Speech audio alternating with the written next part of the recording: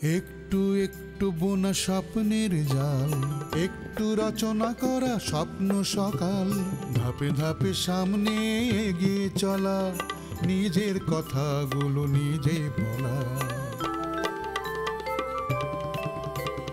সূর্যের হাতছানি হই, কেন তবে আবদ্ধ রই? কালো আধার কেটে আকাশ জুড়ে দেখো বসেছে প্রাণের মেলা, ভোরের আকাশে ওই করছে খেলা, সোনালি মেঘের ভেলা। তুমি চাও না এরকম একজন ক্রিমিনালের সাজা হোক? অবশ্যই চাই, সেদিনের আশাতেই তো দিন গুনছি। আমি চাই না তুমি কারো কাছে ছোট হও। ব্যাপারটা আসলে ছোট বড় কোনো কিছু না। ব্যাপারটা হলো পছন্দের মানুষকে বিয়ে করতে চাইলে একটু তো তোমাকে রিস্ক নিতে হবে। না, তুমি আমাকে খুব চিপ ভাবো। ভাবাটা কি খুব অস্বাভাবিক? ডেফিনেটলি। বিটলামি করলে এই যে হাতের পাঞ্জা দেখছো, জটিল কাণ্ড ঘটে যাবো কিন্তু। তুমি আমাকে মারবা আর মেরে রাজি করে তারপর ডাক্তারে চলে যাবা? হ্যাঁ, যে দেবতা যে ফুলে তুষ্ট তারে সেই ফুল দিয়ে পূজা দিতে হয়। আপনার স্ত্রী এবং অনাগত সন্তানের দিকে তাকিয়ে আপনি টেস্টটা করতে পারেন এবং এটি করা উচিত আপনার। আপনি খাঁটি কথা বলছেন ডাক্তার সাহেব, আপনি টেস্ট লিখে দেন, আমিও টেস্ট করাবো। মামা তুই চুপ থাক।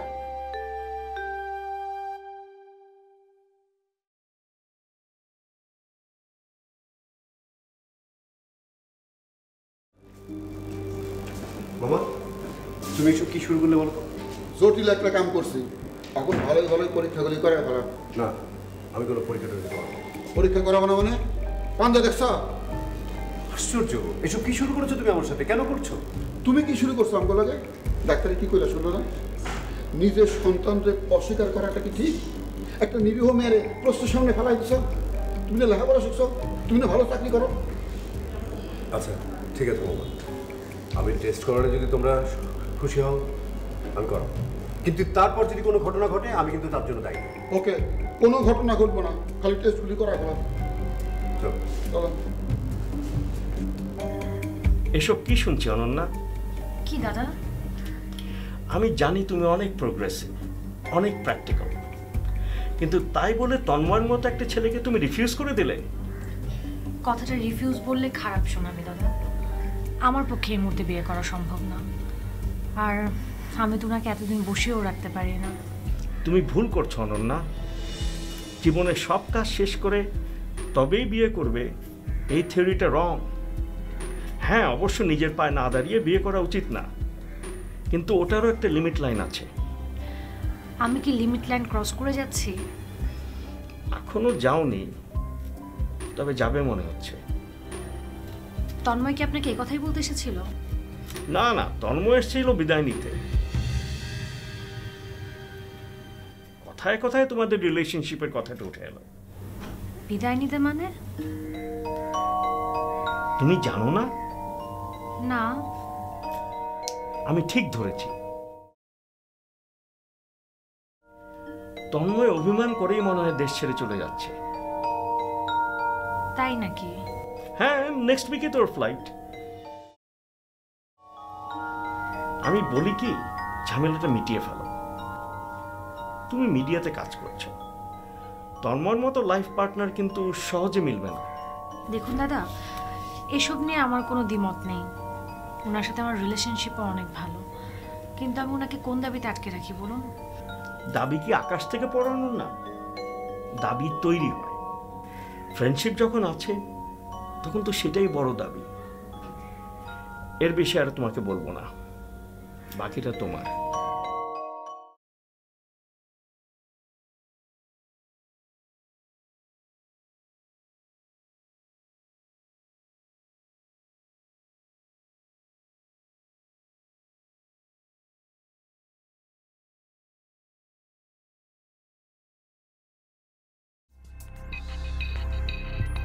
কখন আসবে যে মেয়েটা?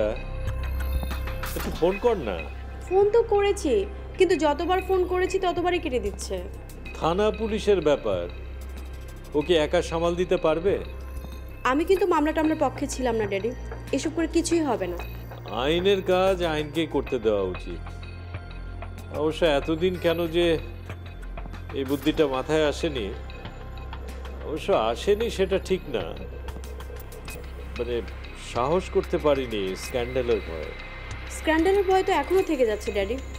খোকাবাই যদি একটাবার অ্যারেস্ট হয় পুরা মিডিয়া জেনে যাবে, আর খোকাবাইয়ের পাশে আপুর নামটাও আসবে।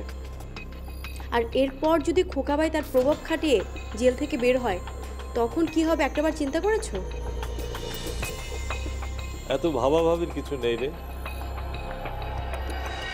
এখন দেয়ালে পিঠ থেকে গেছে, যা হয় হবে, হয় এসপার না হলে উসপার। ওই তো আপু চলে এসেছে। তুমি ফোন কেন ধরছিলে না? তুই যখন আমাকে ফোন করছিলি তখন আমি আসলে পুলিশ অফিসারের সাথে কথা বলছিলাম। টেনশন হচ্ছিল না বলো? মা, মামলা হয়েছে? হ্যাঁ বাবা। তুই কি সব ঠিকঠাক বলেছিস তো? আসলে বাবা এখন আসলে কথা বলতে ইচ্ছে করছে না, আমি ভেতরে যে একটু ফ্রেশ হই, পরে তোমার সাথে কথা বলবো। ওকে ওকে ওকে ঠিক আছে, তুই যা, তুই রেস্ট কর।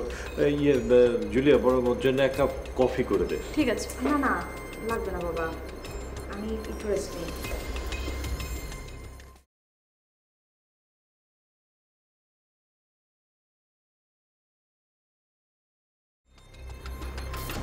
ড্যাড, আপু মনে অনেক কান্নাকাটি করেছে, চোখ খুব ফুলে গেছে। স্বাভাবিক, ওর মনের উপর দিয়ে তো কম ধকল যাচ্ছে না। থাক, এখন আর ওকে ডিস্টার্ব করিস না, ঘুমাক।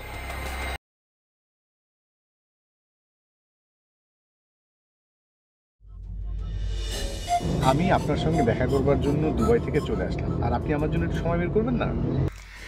হ্যাঁ সত্যিই তো, আপনি দুবাই থেকে আমার সাথে দেখা করার জন্য চলে এলেন, আর আমি এখানে থেকে আপনাকে সময় দিব না? না, এতটা অভদ্র আমি না।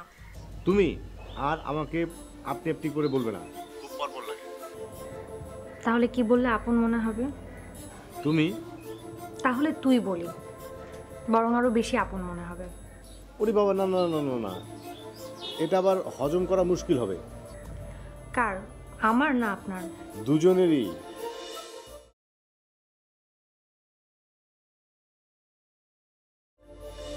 তুমি ভুল করছো অনন্যা। জীবনের সব কাজ শেষ করে তবেই বিয়ে করবে, এই থিওরিটা রং। হ্যাঁ, অবশ্য নিজের পায়ে না দাঁড়িয়ে বিয়ে করা উচিত না, কিন্তু ওটারও একটা লিমিট লাইন আছে। আমি কি লিমিট লাইন ক্রস করে যাচ্ছি? এখনো যাওনি, তবে যাবে মনে হচ্ছে। তন্ময় কি আপনাকে এই কথাই বলতে এসেছিল? না না, তন্ময় এসেছিল বিদায় নিতে। বিদায় নিতে মানে? তুমি জানো না? না। তন্ময় অভিমান করেই মনে হয় দেশ ছেড়ে চলে যাচ্ছে। তাই নাকি? হ্যাঁ, নেক্সট উইকে তোর ফ্লাইট।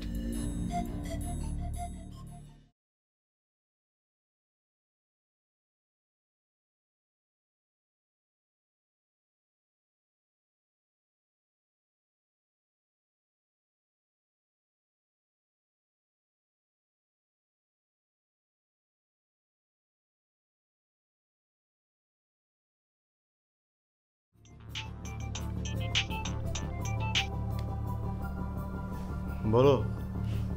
আপনি নাকি দুবাই চলে যাচ্ছেন, একবারও তো বললেন না। বলবো কিভাবে, তুমি তো বলার সব পথই বন্ধ করে দিলে। বলার ইচ্ছা প্রবল থাকলে ঠিকই বলতেন, উপায় খুঁজে নিয়ে তারপর বলতেন। হ্যাঁ, তা হয়তো বলতাম। এয়ারপোর্টে উঠে লাস্ট একটা ফোন কল করতাম ভাইয়ার মতো। ফোন দিয়ে কি ডিস্টার্ব করলাম? করলেন। তবে মাঝে মাঝে ডিস্টার্ব হতে ভালো লাগে। আমার কথা আমাকে ফিরিয়ে দিলেন না। কিছু কিছু কথা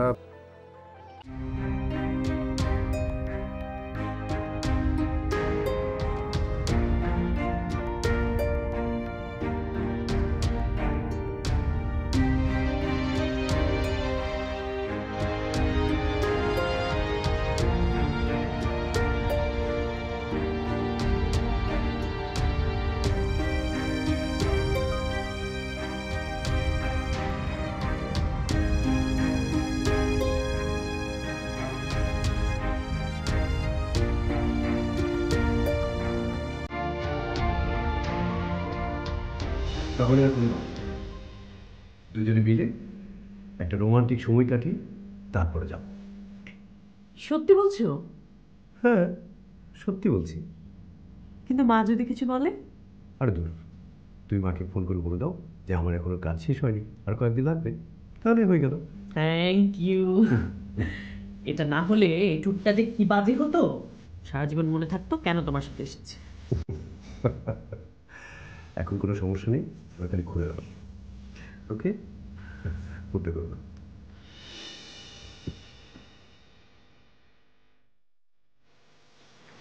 কি হয়েছে, তুমি ঘুমাচ্ছ না কেন? আমার ঘুম আসছে না। না না, এটা বলে তো চলবে না, শরীর খারাপ করবে। এসো ঘুমিয়ে পড়ো। তুমি ঘুমাও। না না, তুমি ঘুমাও। আচ্ছা ঠিক আছে, চলো ঘুমিয়ে পড়ো।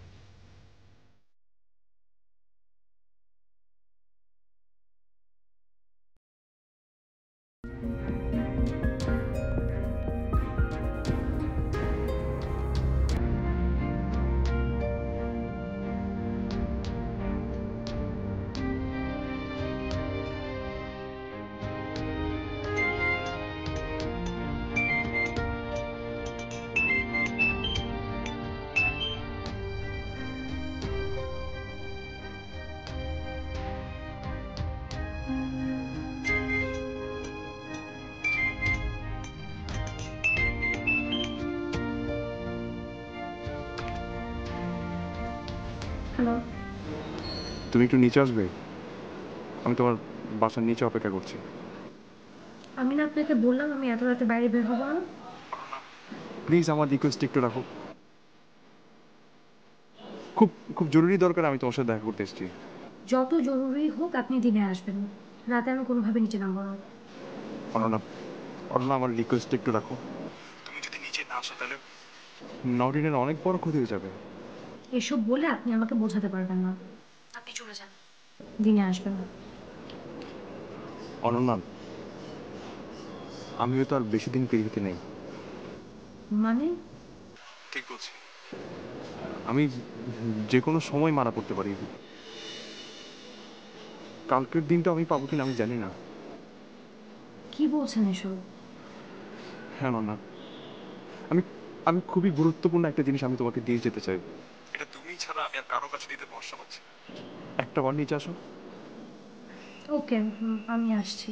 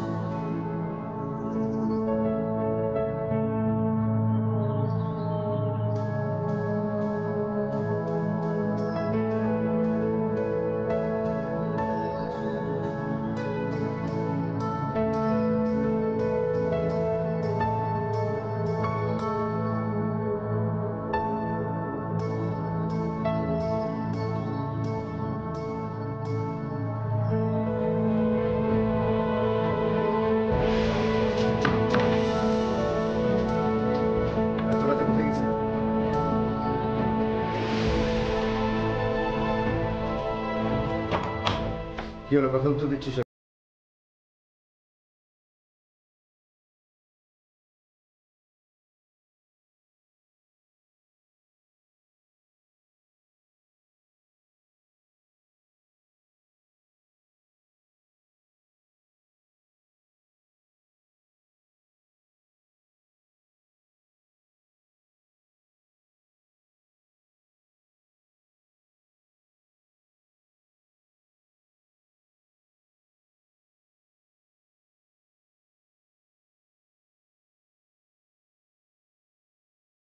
কোথায় গিয়েছিলে এত রাতে?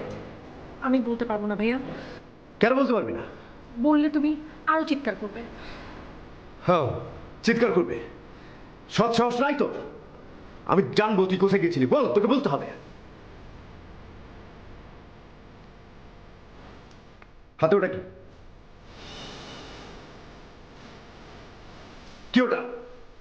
দে বলছি, দে আমাকে, বলছি দে। আমি দিব না। দিবি না মানে? আমি বলছি অনন্যা দে, নাহলে কিন্তু ভালো হবে না। ভালো মতো দিয়ে দে। আমি মরে গেলে ওটা তোমাকে কখনো দিতে পারছি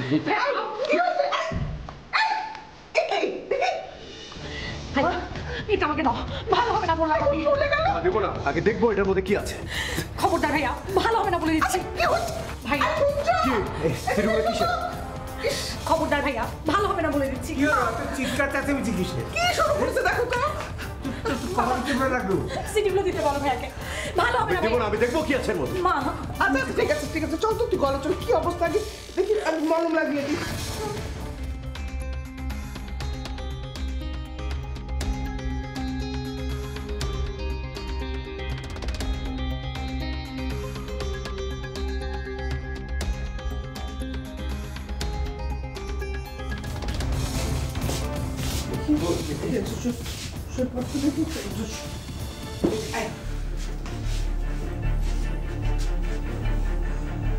আচ্ছা আমি একটু বরফ নিয়ে এসি না, মাথায় দিয়ে দিচ্ছি। তুমি যাও না, একটু সিটিগুলো নিয়ে আসো। ওগুলো কিসের সিটি? আমি তোমাকে পরে সব বিস্তারিত বলবো মা, তুমি আগে সিটিগুলো ভাইয়ের কাছ থেকে নিয়ে আসো। আচ্ছা দাঁড়া, তোর মাথায় আগে বরফ দিয়ে দিয়ে তারপরে ব্যবস্থা করছি। এগুলো ব্যবস্থা পরে করো তো মা, তুমি যদি সিটিগুলো নিয়ে না আসো আমি কিন্তু সুইসাইড করব। কি বলছিস এসব? ঠিকই বলছি। খবরদার এসব কথা মুখে আনবি না। যা বললাম কর, নাইলে ফল কিন্তু ভালো হবে না। এরকম তোর মাথায় বরফটা লাগিয়ে দাও। তুমি যাও তো ওই ইয়ের সাব্বিরের কাছ থেকে সিডিগুলো নিয়ে আসো। যাও না বাবা, প্লিজ সিটিগুলো নিয়ে আসো, নাইলে কিন্তু আমি সুইসাইড করব। কি কথা বলছিস এসব? আরে দাঁড়িয়ে আছে বলে, যাও না সিডিগুলো নিয়ে আসো। যাচ্ছি, তুই লাগিয়ে দেবো। হ্যাঁ দিচ্ছি তো।